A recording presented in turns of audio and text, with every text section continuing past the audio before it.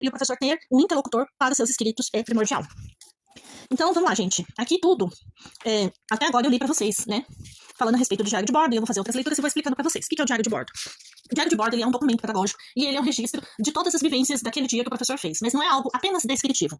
Hoje fomos ao parque, fulano fez isso, isso e aquilo outro. Não é algo descritivo e sem valor simbólico nenhum.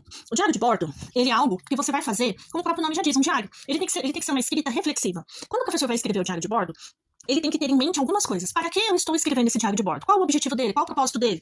Qual a utilidade dele? Quem vai ler este diário de bordo? E não pode ser uma documentação que você escreva, pegue e guarde ali na sua gaveta da mesa, da sala de aula.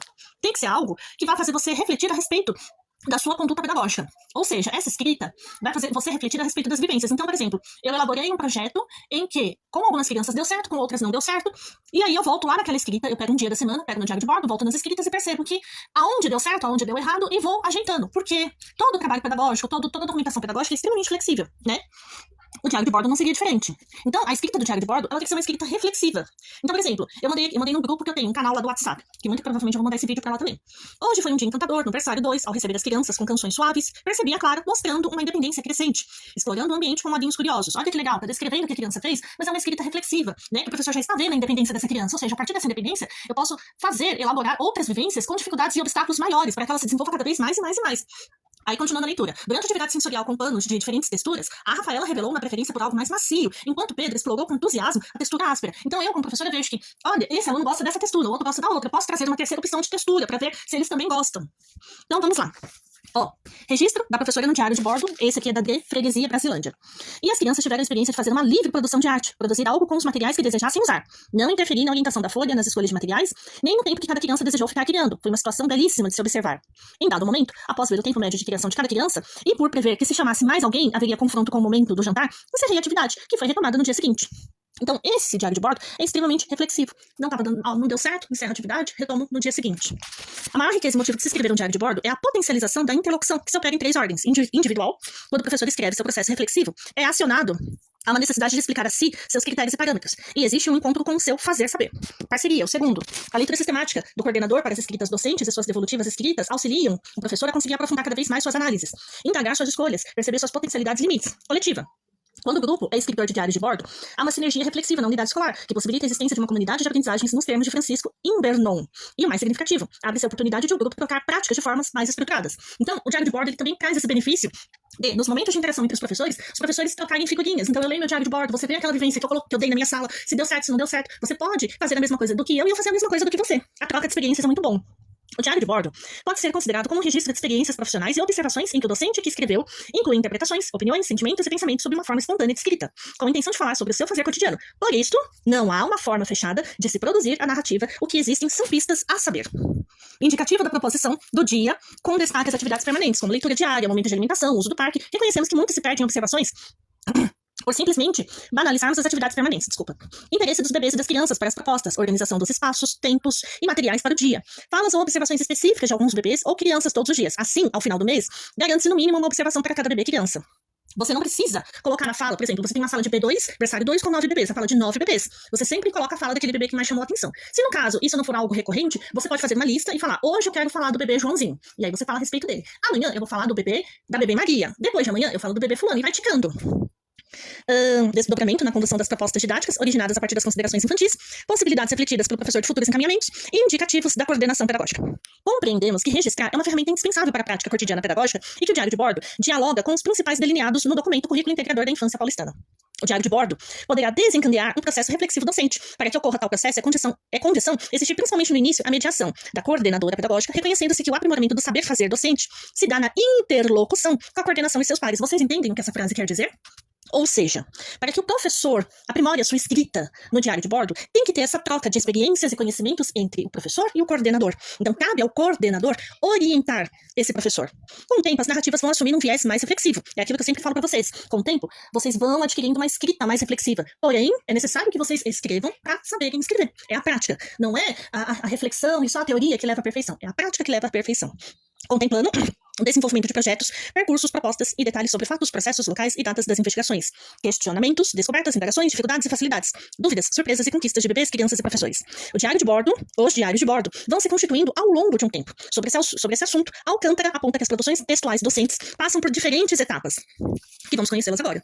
Então, vamos lá. Mundo comunicativo, predominância textual, objetivo, descrição de ambientes, as reações dos alunos frente às atividades planejadas e os procedimentos didáticos pedagógicos realizados em sala de aula. Social, ganha destaque narrativa de passagem, que foi objeto de observação no comentário por parte da coordenação. Preocupação em narrar que os projetos comuns são realizados. E subjetivo, prioriza compartilhar dúvidas e acertos do seu fazer pedagógico. Visível, diminuição da narração, de que os projetos são realizados e prevalência de problematizar como eles são encaminhados. Então, a escrita do diário de bordo vai passar por 3 etapas. Primeiro é a objetiva, depois é a social, porque a objetiva é a descrição dos ambientes, como foi feito e tudo mais.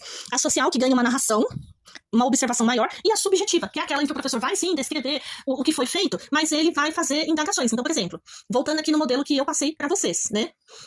Tem essa pegada subjetiva. Ó, no tapete de atividades, testemunhamos o Miguel empenhado na tentativa de engatinhar, exibindo progressos notáveis em sua coordenação motora. E aí, no final desse relato, vocês veem que nesse modelo eu coloquei: para o próximo dia, planejamos introduzir atividades sensoriais mais desafiadoras e novos brinquedos, incentivando ainda mais a exploração e o desenvolvimento. Que dia maravilhoso aniversário. E aí tem o nome da educadora. Então, o diário de bordo é um instrumento por meio do qual a coordenação pedagógica compreende o que se passa com os bebês, com as crianças e os professores nos diferentes ambientes da unidade escolar, validando a qualidade das experiências vividas por eles. Com o tempo, a escrita, prestem atenção nessa parte, com o tempo, a escrita cotidiana, junto às reflexões, substitui o planejamento clássico da semana em forma de tabela. Aparecem outras estratégias de planejamento do dia, afinal as pistas sinalizadas nos registros docentes vão dando margem às novas proposições que se materializam por meio do trabalho com projetos. Então, para além de tudo que foi apresentado, o diário pode ser um bom apoio à memória, no qual o professor pode buscar formas de compreensão para as experiências vividas. Então, o que ele quer dizer com isso? Né? Além de tudo isso que eu já falei para vocês, né? Eu pulei uma parte sem querer, porque eu tive que dar uma pausa no vídeo para pegar uma coisa aqui. Então, eu vou voltar a este parágrafo para explicar para vocês melhor.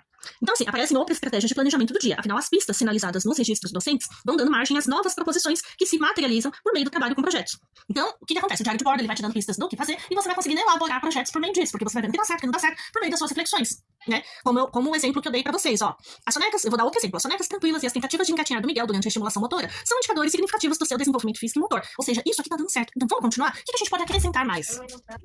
Então, vamos lá. Com o tempo, a escrita cotidiana junto às reflexões substitui o planejamento clássico da semana, aquele em forma de tabela. O professor vai substituindo, porque a reflexão dele vai levando ele a entender, como no exemplo que eu dei para vocês agora há pouco, que o que eu posso fazer para que se estimule mais essa coordenação motora dessa criança? Quais vivências que eu posso acrescentar? E aí eu vou montando os projetos. Então, para além de tudo que foi apresentado até agora, o diário pode ser um bom apoio à memória. Como assim? Eu escrevo lá no meu diário. Quer ver? Aqui. João, na busca pela independência, ao tentar segurar sua mamadeira, enquanto a Manuela experimentou novos sabores, indicando seu desenvolvimento no campo alimentar. Isso já é algo que eu vou ter anotado e eu não vou ter que contar somente com a minha lembrança, com a minha memória. Por que eu tô falando isso? Porque quando eu for fazer o meu relatório de desenvolvimento individual, eu venho aqui no meu diário de bordo e vejo, o desenvolvimento alimentar da Manuela está satisfatório, ela está se desenvolvendo, está experimentando novas frutas, novos sabores, etc. Além de que o professor ele vai buscar novas formas de compreensão para as experiências vividas.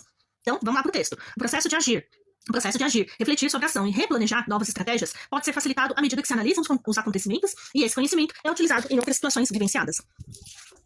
Então, o principal objetivo do diário de bordo é a explicitação do saber fazer docente. Além disso, os registros contidos nele auxiliam a escrita dos relatórios individuais de bebês e crianças, uma vez que há a preocupação de trazer as falas e as observações infantis diariamente, fornecendo materiais contextualizados e significativos para o professor compor seu relatório de bebês e crianças. Então, imagine o quão rico vai ficar o seu relatório quando você introduzir falas das crianças nele.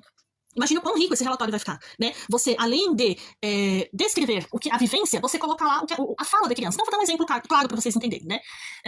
Tem ali a professora que fez uma atividade no parque. Levou as crianças até o parque. Porém, naquele momento, o caminhão do lixo vinha passando. Ela levou as crianças para fazer uma atividade, mas naquele momento o caminhão do lixo estava passando. E aí as crianças acabaram se distraindo com o caminhão do lixo. O que essa professora fez?